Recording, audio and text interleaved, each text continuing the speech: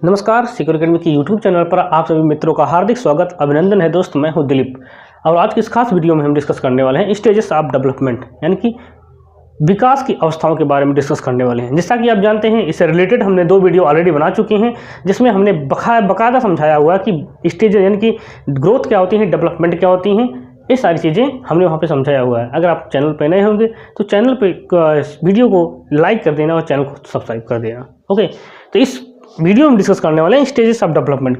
Guys, ये इतना बेहद इंपॉर्टेंट सेशन हम लेने जा रहे हैं, आपको लगेगा नहीं कि हम साइकोलॉजी पढ़ रहे हैं, आपको लगेगा कि कोई कहानी सुन रहे हैं। इस तरह से हम इसको समझाने वाले हैं, एकदम विधिवत तरीके से समझाएंगे। आपको वीडियो को बस आपको 1 से 2 मिनट देखना होगा। 2 से 3 मिनट अगर आप देख लोगे कि आपको समझ में आ जाएगा हाँ कि ऐसा भी होता है कि इस तरीके से भी साइकोलॉजी पढ़ी जाती है। आज तक हमने जो पढ़ा होगा, मानता हूँ कभी रटाया पढ़ा होगा किस तरह से, अब अगर साइकोलॉजी नहीं बैठती है आपके माइंड में तो हम 100% गारंटी के साथ कहता हूँ ये चीज़ें आपके भेजे में घुसा के ही जाएंगे इस वीडियो में। ओके, क्योंकि हमारा कई साल से टेस्ट सीटर पास करने के जो टेस्ट सीटर कई बार क्वालिफाई कर चुके हैं हम। ओके, तो ये चलिए समझने की कोशिश करते हैं। हम बात करते हैं स्टेजेस ऑफ डेवलपमेंट, जैसा आप इस फिगर में देख सकते हैं। हालांकि इस फिगर में देखने से पहले हम कुछ डिफिनेशंस को देखते हैं। तो सबसे पहले हम कुछ डिफिनेशंस को देखते हैं, उसके बाद हम आएंगे स्टेज ऑफ डेवलपमेंट पे। ओके, सबसे पहले बात करते हैं इन्फेंसी की। तो आप जैसा जान सकते हैं इन्फेंसी, जैसा आप जानते हैं कि infancy that is childhood, sorry that is शैशवावस्था। इन्फेंसी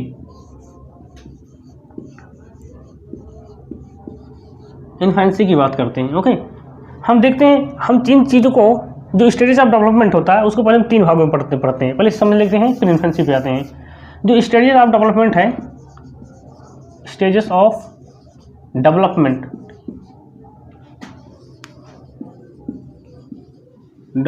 है, जो उसको हम कितने भागों में बांट कर पढ़ते हैं? 3 भागों में बांट के पढ़ते हैं। ओके, पहला जो होता है हमारा क्या होता है? इन्फेंसी होता है। इन्फेंसी दैट इज शैशवावस्था। ओके, दूसरा हम देखते हैं वो हमारा क्या होता है? चाइल्डहुड दैट इज बाल्यावस्था। और तीसरा जो हम देखते हैं वो हमारा क्या होता है? एडोलेसेंस।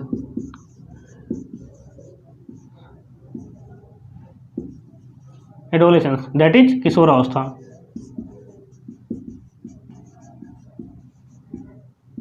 ओके, दैट इज किशोरावस्था। ओके, तो चाइल्डहुड को हम दो भागों में तोड़ कर पढ़ते हैं। पहला जो होता है अर्ली चाइल्डहुड,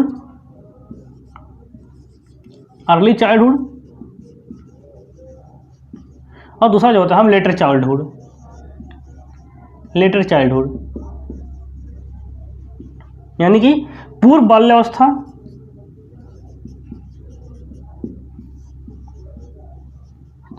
और दूसरा जो होता है वो उत्तर बाल्यावस्था।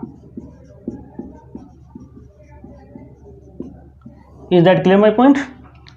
शायद आपको समझ में आया होगा चीज़ें। हमने देखा कि स्टेजेस ऑफ डेवलपमेंट में हम इन्हीं चीज़ों का अध्ययन करेंगे, इससे ज़्यादा हमें कुछ नहीं पढ़ना है।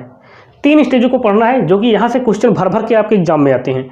पहला हम देखते हैं इन्फेंसी दैट इज शैशवावस्था, दूसरा बाल्यावस्था दैट इज चाइल्डहुड, तीसरा एडोलेसेंस दैट इज किशोरावस्था। ये सारी चीज़ें होती हैं। तो इन्फेंसी की जो काल होता है वो जन्म से कब तक होता है? ये जन्म से कब कहाँ तक होता है? 2 ईयर, यानी कि बर्थ टू 2 ईयर होता है। अगर हम चाइल्डहुड की बात करें तो 2 to 12 year, 2 to 12 year. Adolescence की बात करें तो एबव 12, 12 वर्ष से ऊपर हमारा क्या हो जाएगा?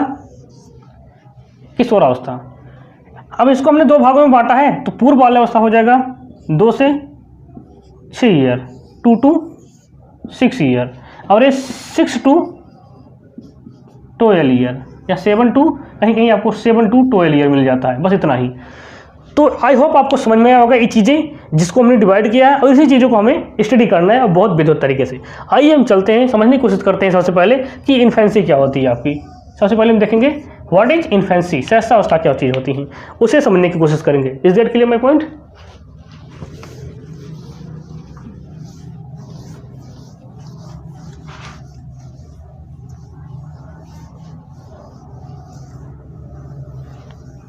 जैसा कि आप जानते हैं, हम पढ़ रहे हैं क्या, शैशवावस्था, दैट इज इन्फेंसी।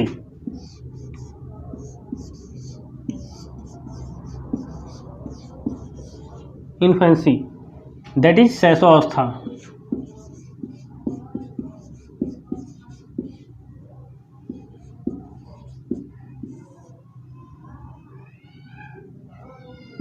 ओके, अब हम बात करते हैं, चल थोड़ा डेफिनेशन देख लेते हैं। डेफिनेशन पहले देखते हैं वैलेंटाइन का। वैलेंटाइन के अनुसार क्या होता है,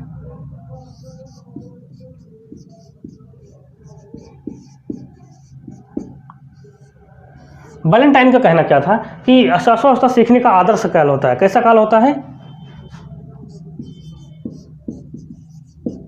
शैशवावस्था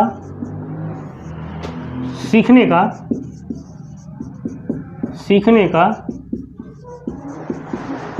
आदर्श काल है। आदर्श काल है, किसने कहा था, वैलेंटाइन ने कहा था।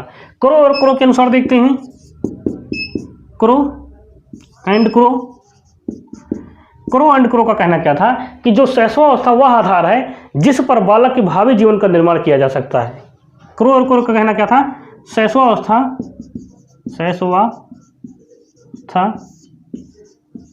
वह आधार है जिस पर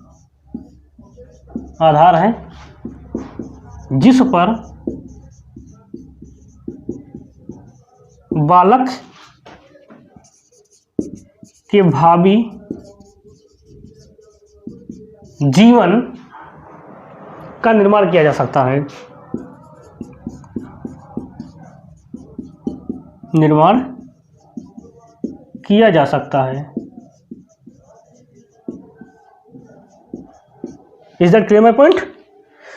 वैलेंटाइन का कहना था कि शैशवावस्था सीखने का आदर्श काल है। बिल्कुल ये चीजें लाइन बहुत सटीक बैठती है हमारे ऊपर, क्योंकि अगर कोई बालक किसी लैंग्वेज को सीखता है तो शैशवावस्था में, यानी कि शुरुआती ईयर में बहुत जल्दी वो सीखता है। यानी कि बालक को अगर कोई चीज़ एक्टिविटी करने के लिए दो तो जब वो जल्दी सीखेगा। अगर आप उसके सामने ऐसे पलके छपका रहे हो तो तुरंत पलके छपवाएगा, क्योंकि तुरंत वो चीज़ को कैप्चर कर लेता है। यानी कि नकल करने की क्षमता बहुत तीव्र इसमें होती है। दूसरी बात करते हैं कि क्रो एंड क्रो के अनुसार शैशवावस्था वह आधार है जिस पर बालक के भावी जीवन का निर्माण किया जा सकता है। ये कहीं ना कहीं ये लाइन एकदम सटीक बैठती है उस लाइन पे जो हमारे गांव में अक्सर कहा जाता है। हमारे गांव में क्या कहा जाता है कि पूत के पांव पालने में ही नजर आते हैं। ये लाइन क्रो एंड क्रो की लाइन पे एकदम सटीक बैठती है, क्योंकि कहा गया कि शैशवावस्था वह आधार है जिस पर बालक के जीवन का भावी निर्माण किया जा सकता है। यानी कि इस जब बालक जन्म लेता है तो उसके एक्टिविटी को देखकर ही कहा जा सकता है कि आगे चलकर बालक क्या कर सकता है, उसका अनुमान लगाया जा सकता है, जिसको बहुत लोग भविष्यवाणी कहते थे, जो लोग आप ज्योतिषी को दिखाने जाते हो। तो इसी अनुमान के आधार पर वो लोग डिफाइन करते हैं कि बालक आगे चलकर कर क्या सकता है। क्लियर, आई होप आपको समझ में आएगा ये डिफिनेशन से। अब चलते हैं इसकी विशेषताओं के बारे में, चलते हैं अब इसकी विशेषताओं के बारे में चलें समझेंगे। अब यहाँ से बहुत ही महत्वपूर्ण टॉपिक चालू हो रहा है guys, so please focus what I am going to deliver guys. Okay, अब इसकी विशेषताओं को बारे में समझते हैं, कैरेक्टरिस्टिक विशेषताओं के बारे में बताते हैं। आप इस फिगर के माध्यम से समझ सकते हैं। फिगर में आप बहुत क्लियरली देख सकते हो एक बालक और एक बच्चा है। क्लियर, दिया गया है कि इसकी विशेषताएं जो होती हैं, इसमें क्या, शारीरिक विकास में तीव्रता, मानसिक विकास में तीव्रता, दूसरों पर निर्भरता। ये लाइन एकदम क्लियर दिया है, सटीक बैठता है। यानी कि जब बालक जन्म लेता है तो जन्म के समय उसके विकास, शारीरिक विकास में तीव्रता होती है, उसके मानसिक विकास में तीव्रता होती है। कैसे, आप समझ सकते हैं। बालक जन्म लेता है, उसके पास कोई एक्टिविटी नहीं होती है, सिर्फ एक जनरल एक्साइटमेंट होता है किसी चीज़ को व्यक्त करने के लिए, और वो होता है क्या, रोना। अगर कुछ उसे चाहिए तो रोने के माध्यम से ही व्यक्त करता है। लेकिन धीरे धीरे जैसे उम्र बढ़ती जाती है, यानी कि बालक 2 महीने 3 महीने का हुआ तो उसमें बहुत सारे परिवर्तन आते हैं, यानी कि बहुत तीव्र गति से उसका विकास होता है। और कुछ समय बाद, 6 महीने बाद, 9 महीने बाद बालक जमीन पर क्राउलिंग करने लगता है, रेंग कर चलने लगता है। ओके, और 1 साल 1.5 साल जाते जाते बालक क्या होता है, खड़े होना सीख जाता है, फिर वो चलना सीख जाता है। यानी कि इसी 1 से 1.5 साल के पीरियड में बहुत कुछ सीख जाता है, वो बहुत चीज़, उसका शारीरिक विकास बहुत ज़्यादा बढ़ जाता है। इसलिए कहा गया कि शारीरिक विकास में तीव्रता होती है इस ईयर में। मानसिक विकास में तीव्रता क्यों नहीं होगी? अगर आप बालक के सामने जा रहे हो, अगर एक 3 महीने का बच्चा है, उससे बोलो मम्मा, तो इसे करेगा बोलने की कोशिश करेगा, बोल भले नहीं पाएगा लेकिन कोशिश तो करता है। अगर वही बालक जब जन्म लिया था तो क्या कोई उससे कुछ अपेक्षा कर सकते हो? क्या कुछ वर्ड बोल सकता है या कोई कोशिश कर सकता है? नहीं। तो मानसिक विकास में भी तीव्रता होती है। अगर इस बालक को अगर 1 साल हुआ तो उसे कोई वर्ड बोलो तो बोल देता है वो आराम से। तो मानसिक क्रियाएं बहुत तीव्र गति से चल रही होती हैं इस ईयर में। दूसरों पर निर्भरता आप फिगर के माध्यम से ही देख सकते हैं, क्योंकि बालक की अवस्था ही ऐसी है, ये अवस्था ही ऐसी है कि वो दूसरे पर निर्भर रहेगा। क्योंकि अगर उसे भूख लगेगी तो दूसरे पर निर्भर रहेगा। कपड़े बदलना हुआ, गिल्ला हुआ तो भी दूसरे पर निर्भर रहेगा। किसी चीज़ की जरूरत हुई तो भी दूसरे पर निर्भर रहेगा। यानी कि सारी की सारी एक्टिविटी के लिए, यानी कि भूख लगेगी तो रोएगा, प्यास लगेगी तो रोएगा, कपड़े गिल्ले तो रोएगा, नींद उचट गई तो रोएगा। यानी कि सारी एक्टिविटी उसे दूसरे पर निर्भर रहता है। उसे तुरंत उस किसी का सहारा चाहिए, चाहे उसके माँ बाप भाई बहन कोई भी हो, उसका किसी को सहारा चाहिए। तो ये अवस्था ही ऐसी है जो दूसरे पर निर्भर रहेगा। क्लियर? अपरिपक्वता, बिल्कुल। नेक्स्ट बात करते हैं अपरिपक्वता।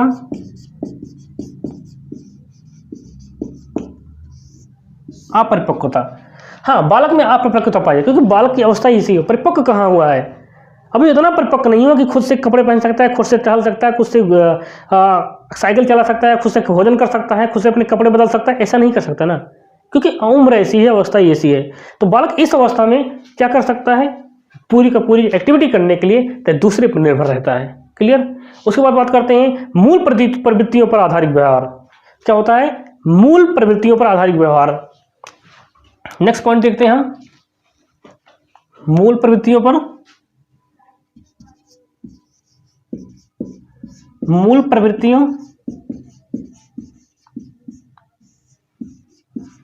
आधारित व्यवहार।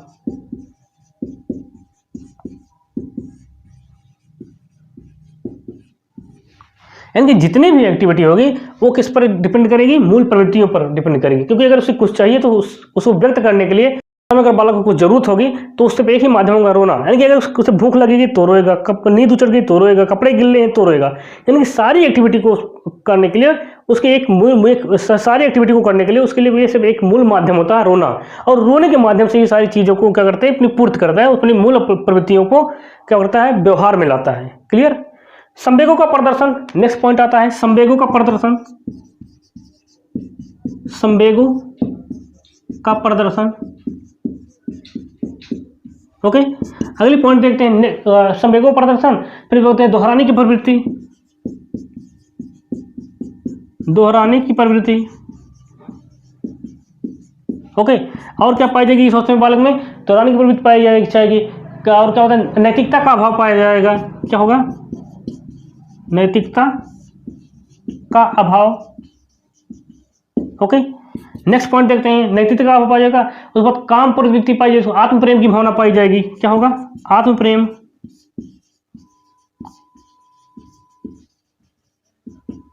आत्म प्रेम की भावना, ओके। ये सारी चीजें होते हैं। संवेगों का प्रदर्शन क्यों नहीं? संवेगों का प्रदर्शन करता है, कैसे करता है? यानी कोई चीज उसको जरूरत होगी तो क्या करें? एक ही माध्यम होता है, रोना, उसके माध्यम से करता है। संवेगों का माध्यम इस प्रकार से समझ सकते हैं, एक बहुत ही फेमस एग्जांपल के माध्यम से। आप जब बच्चे के पास जाते हैं तो आप हमारे ग्रामीण परिवेश में क्या होती है? ध्वनियाँ निकाली जाती हैं। बच्चों को ऐसा बोला जाता है, तो बेटा ऐसा करते हैं तो बहुत खुशी से झूम उठता है। तो अपनी चीज़ों को अपनी चीज़ों को समझने के लिए, व्यक्त करने के लिए वो संवेगों का प्रदर्शन करता है। अब यहाँ पे तो संवेग क्या हो सकते हैं? रोना हो सकता है, और क्या हो सकता है? ओके, ये खिलखिलाना हो सकता है। इसके माध्यम से ही व्यक्त करता है और कुछ चीज़ें नहीं होती हैं। उसके बाद बात करते हैं नैतिकता का अभाव। हाँ, बहुत लोग इसमें क्या होता है? इसमें नैतिकता का अभाव पाया जाएगा, क्योंकि अवस्था ही ऐसी है जिसमें उसमें क्या नैतिकता और नैतिकता की अपेक्षा कर सकते हो उसमें। बहुत लोग कहते हैं कि बालक इस अवस्था में अनैतिक होता है, लेकिन आप प्रूफ करके दिखाओ बालक अनैतिक कैसे होगा? अरे इसने अभी तो जन्म ही लिया है, तो बालक में नैतिकता और अनैतिकता आएगी कहाँ से? अभी तो उसे कुछ चीज़ का ज्ञान ही नहीं है। पर्यावरण के बारे में क्या चीज़ें, क्या सही है, क्या गलत है, या क्या चीज़ें हमें समय से अपेक्षा करनी चाहिए, उसे तो उसे पता ही नहीं है। तो बालक में जब कुछ पता ही नहीं है इस अवस्था में, तो नैतिक और अनैतिक होगा कैसे वो? इसलिए इस अवस्था में नैतिकता का अभाव पाया जाता है। फिर बात करते हैं आत्म प्रेम की भावना। बालक में आत्म प्रेम की भावना पाई जाती है। बालक तो सोचेगा जो चीज़ मेरी है उससे तो मैं प्रेम करता हूँ। एक अच्छे एग्जाम्पल से समझ सकते हैं, जैसे एक माँ हुई, उसके 2 बेटे हैं। एक बेटा गया पकड़ के कहा माँ मेरी है, लेकिन जो छोटा वाला बेटा रहेगा उसे मारना चालू कर देगा। नहीं माँ तो मेरी है। वो बोले नहीं माँ मेरी है। नहीं, वो बोले नहीं वो माँ मेरी है। आपने ऐसा कई बार देखा होगा।